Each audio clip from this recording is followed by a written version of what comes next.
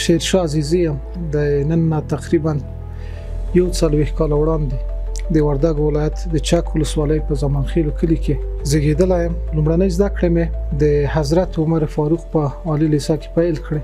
لیسانس مې کابل پوهنتون کې خلاص کړ. د فراغت نه یو کال وروسته د کابل پوهنتون کې ماسترۍ پروګرام شروع شو چې له نیکه مرغه موږ ورته بریالي شولو. بیا جاپان ته ولاړو، د اوساکا پوهنتون کې هغلته د روانشناسۍ په بخش کې ماستري وکړل. د هندوکش خبري اژانس سره مې کار پیل کړ. وروسته د هغو نه بیا رادیو افغانستان ته ولاړم. بیا د WFPR په نامه یوه مؤسسه وه چې تحقیقاتي راپورونه ورته جوړول د افغانستان په بیا رغونه باندې. لومړنی راپور چې د ما ډیر خوښ شو، په ډیره بیه باندې وپلورل، هغه د کابل قندهار د سړک راپور. ډیرو نورو رسنیو سره و چې په وقفه‌ای ډول هم کار وکړل. بیا په شیبه رادیو کې هم هغلته د پروډیوسر په حیث باندې هغه کې مې کار کړلو. نو قدرمن اوریدونکو د سلام په وړاندې کولو سره ستاسو پام د دې ساعت خبرونو ته راګرځوم. په سر کې د څو مهمو خبرونو سرټکي.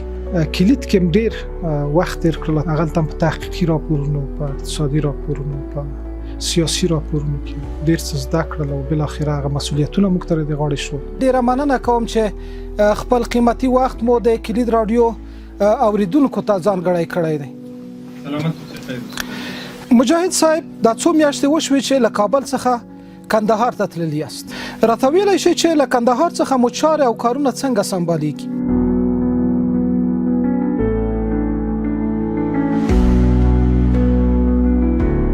تر ټولو مهمه خبر په ټولنه کې صداقت او رښتینولي ده.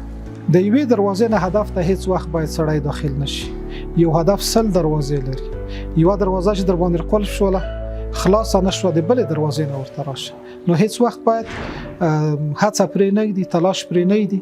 یو ډیر لوی قوت په صبر کې پروت دی او ډیر لوی قوت همدغه دی چې په مشکلاتو په ستونزو باندې سړی صبر ولري.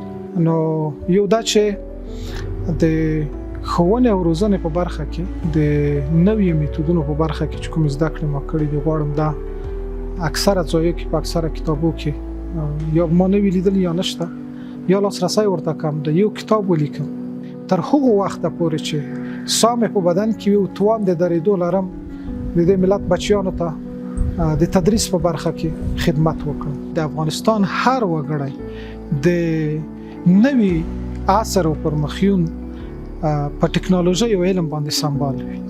ځوانانو ته مې همدغه توصیه ده چې په هر ځای کې وي، په هر موقف کې وي، د علم شا پرې نه ږدي. بله شکه چې تعلیم د انسان په ژوند کې ډیر لوی بدلون راولي. صحیح د ژوند به وي په مشقت باندې، اما با علم ژوند دا بیل خوند لري، بیل مزه لري.